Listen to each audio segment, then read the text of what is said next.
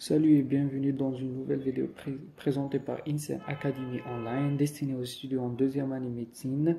Dans cette séance, on va voir la deuxième partie des vitamines intitulée les vitamines. Donc dans cette séance, on verra les différentes vitamines hydrosolubles. On a la vitamine B1 et B2, la vitamine B5 et B6, la B8 et la PP, la B9, la B12 et la vitamine C. La vitamine B1 ou la thiamine, c'est une molécule organique. Elle est constituée par deux noyaux, la pyrimidine et thiazole, qui sont reliés par un pont méthylène. La vitamine B1 est hydrosoluble, donc elle est soluble dans l'eau et elle est thermolabile. Et ça veut dire qu'elle se dénature à un certain degré, 100 degrés Celsius. Le produit actif de la vitamine B1 est la thiamine pyrophosphate. Pour le métabolisme, l'absorption digestive de la vitamine B1 se ferait par un transport actif Na plus dépendant. Pour la distribution, 90% de la vitamine B1 se trouve dans les globules rouges, 10% se trouve dans les leucocytes, mais une seule leucocyte, elle contient 10 fois la concentration d'une seule globule rouge. Il faut savoir que le cœur, c'est l'organe le plus riche en vitamine B1 ou en thiamine, suivi par les reins, le foie et le cerveau. Si on parle du rôle de la vitamine B1, il joue le rôle d'un coenzyme de certaines réactions de la décarboxylation et la transacétylation, ce qui lui confère un rôle dans le métabolisme des glucides, la voie des pentoses phosphates, la glycolyse et le cycle de Krebs. Et il joue aussi le rôle d'un coenzyme de déshydrogénase des cytoacides, ce qui lui confère un rôle dans le métabolisme de certains aminoacides. Une carence sévère en vitamine B1 va provoquer le béri-béri. La vitamine B2 ou la riboflavine, c'est une vitamine qui est nécessaire à la synthèse de la flavine adenine dinucléotide, le FAD, et la flavine mononucléotide, FMN. Cette vitamine joue un rôle important dans la transformation des aliments en énergie, donc elle a un rôle énergétique. Comme des propriétés physico-chimiques, la vitamine B2 résiste à la chaleur, à la congélation, mais elle est dénaturée par les ultraviolets. La vitamine B2 avec le magnésium va activer la vitamine B6 et la B3 ou la PP. Comme un rôle, la vitamine B2 elle est présente, comme on a dit, dans les coenzymes FAD et FMN qui ont un rôle dans des réactions d'oxyréduction et certaines réactions énergétiques. Elle a une fonction antioxydante, donc elle lutte contre les radicaux libres et les altérations membranaires des cellules. Elle a un rôle dans la régénération de glutathion, qui est le détoxifiant majeur de l'organisme, donc c'est lutter contre les substances toxiques. Et elle intervient aussi dans le métabolisme de la réparation des muscles. La vitamine B5 ou l'acide pantothénique, il est trouvé majoritairement dans la gelée royale.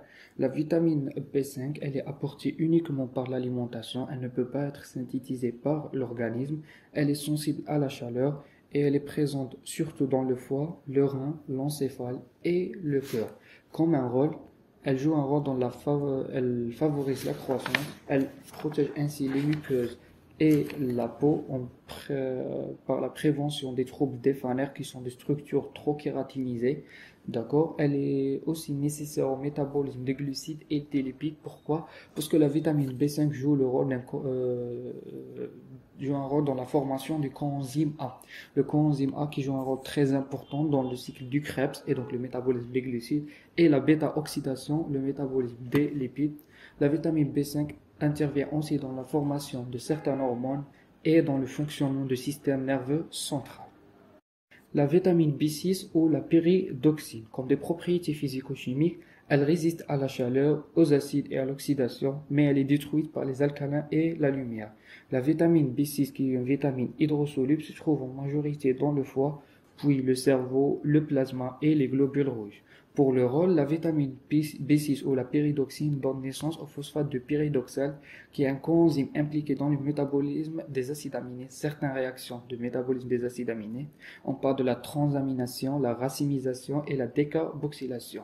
La pyridoxine est aussi impliquée dans la formation des anticorps, donc un rôle immunitaire, dans la synthèse d'hémoglobine, un rôle dans l'hématopoïèse et dans les réactions de décarboxylation pour la formation de certains messagers chimiques tels que la dopamine, la sérotonine et le GABA.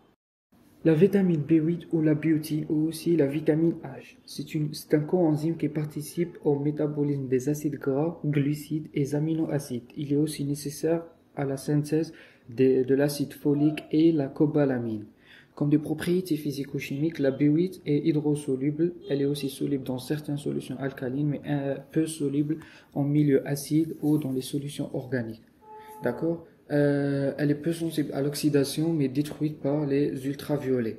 La vitamine B8 existe majoritairement dans le foie, les reins, l'encéphale et la glande surrénale.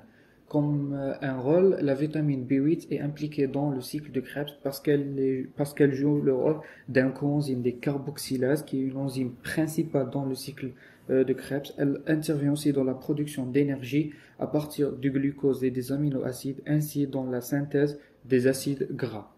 La vitamine PP, B3 ou l'acide nicotinique. C'est une vitamine hydrosoluble synthétisée principalement chez l'homme à partir de la tryptophane. Juste une partie faible est apportée par l'alimentation. Elle est présente essentiellement au niveau du foie.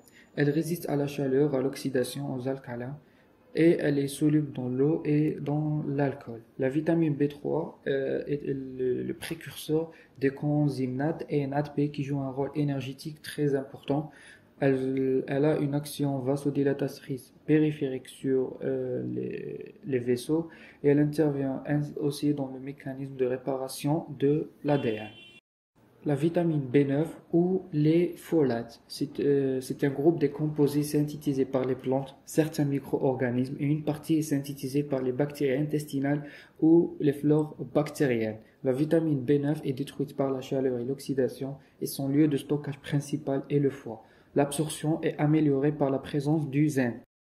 Pour l'absorption, avant d'être absorbés par le tube digestif, les folates sont d'abord détachés des protéines par des protéases digestives et sont ensuite absorbés par un mécanisme énergie-dépendant du sodium et de glucose. La moitié du folate de l'organisme se trouve stocké dans le foie. Et il faut savoir que les globules rouges, le liquide céphalorachidien ainsi que le plasma contiennent tous le folate en quantité différente. L'excrétion urinaire de la vitamine B9 est faible à cause de la réabsorption tubulaire.